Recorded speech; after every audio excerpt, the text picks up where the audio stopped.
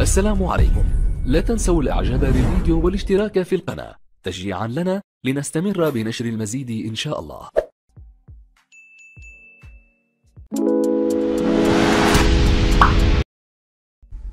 Bonjour mes élèves, je vous présente la série numéro 1 du deuxième semestre sur le mouvement et le repos pour la troisième année BIOF.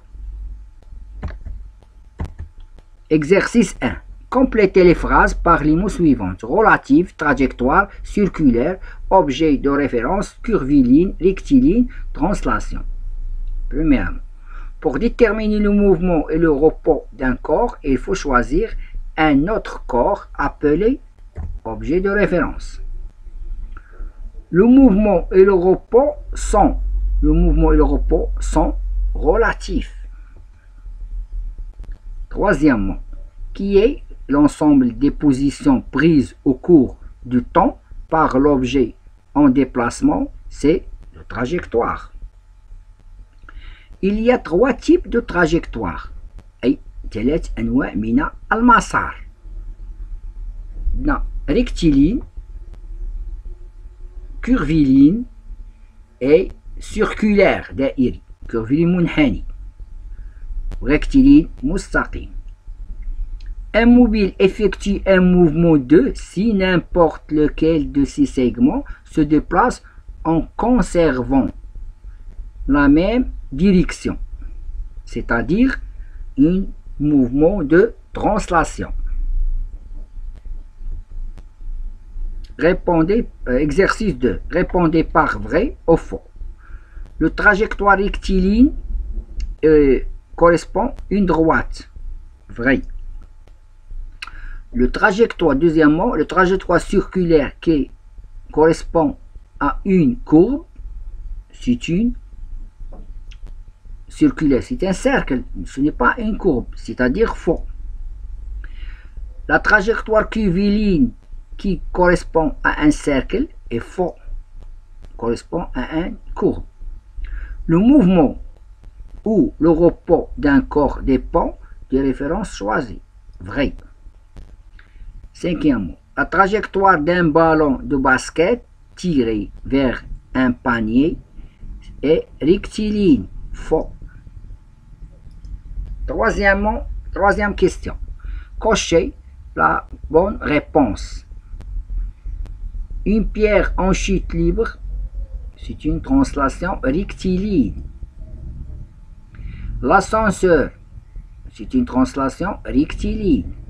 Et هناك إزاحة مستقيمية. Skieur sur la neige, c'est une translation curviligne. أي منحني، أي إزاحة منحنية. لماذا؟ لأن déplacement mouvement translation et la ligne que le skieur court, c'est une curviligne وهي منحني.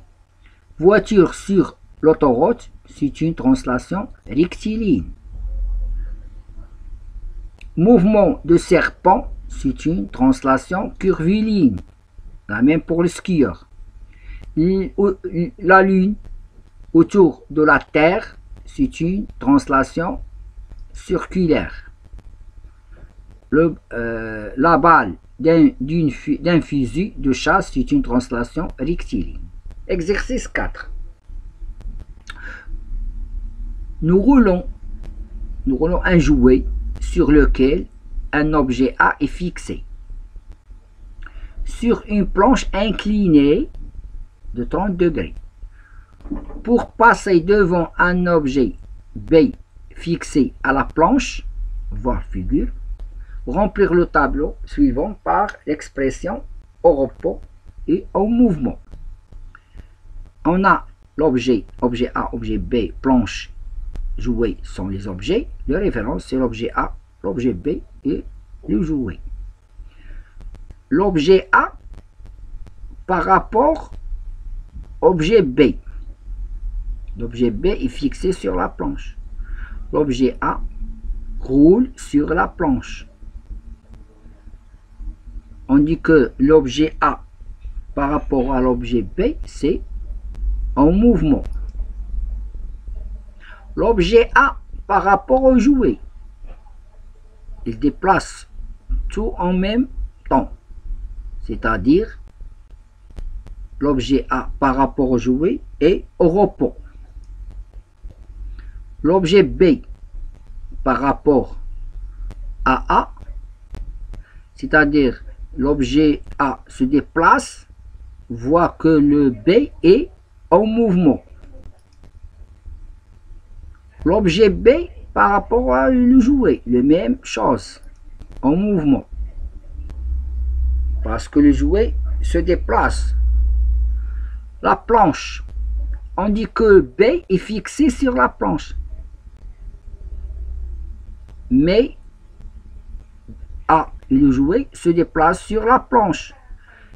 A et le jouet, ou bien A, s'il y a une personne, il voit que la planche se déplace.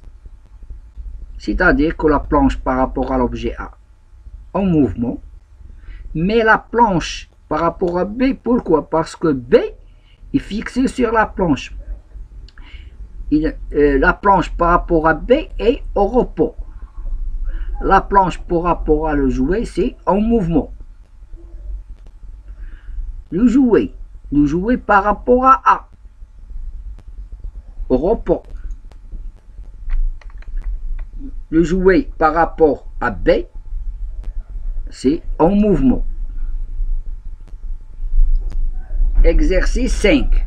Pour le déplacement entre les étages de certains bâtiments modernes, on utilise l'ascenseur. Mohamed est à l'intérieur de l'ascenseur au cours de son mouvement, alors que Fatima debout sur le sol et observe le mouvement de l'ascenseur. Voir figure. L'ascenseur, Mohamed est à l'intérieur de l'ascenseur, Fatima regarde l'ascenseur. Mohamed est-il en mouvement au repos par l'ascenseur? Mohamed est à l'intérieur de l'ascenseur, Mohamed est au repos par rapport à l'ascenseur. L'ascenseur se déplace et l'ascenseur est-il en mouvement au repos par rapport à Fatima? On dit que Fatima est debout sur le sol et observe le mouvement de l'ascenseur. C'est-à-dire Fatima voit l'ascenseur se déplace. C'est-à-dire que l'ascenseur par rapport à Fatima est en mouvement. L'ascenseur est en mouvement par rapport à Fatima. Les segments AC et BC conservent-ils leur direction au cours du mouvement de l'ascenseur? On voit AC et AC sont parallèles.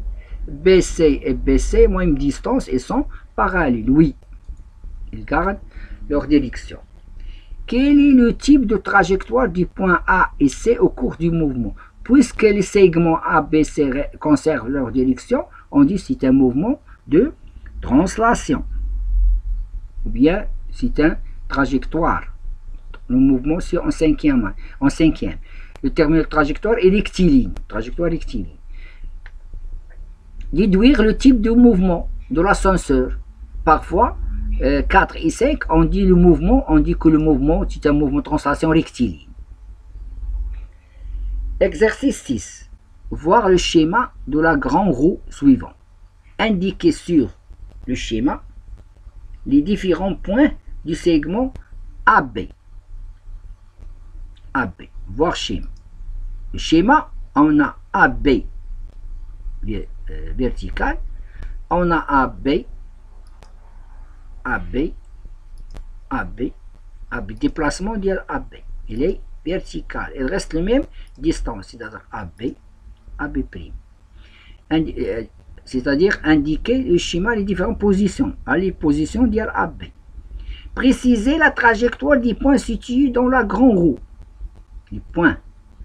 La trajectoire de A', A seconde, A tierce, etc. On a un cercle bleu. Le point B,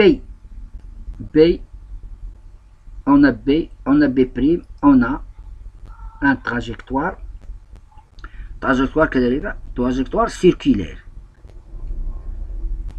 On a précisé la trajectoire du point. La trajectoire du point de la grande roue est une trajectoire circulaire.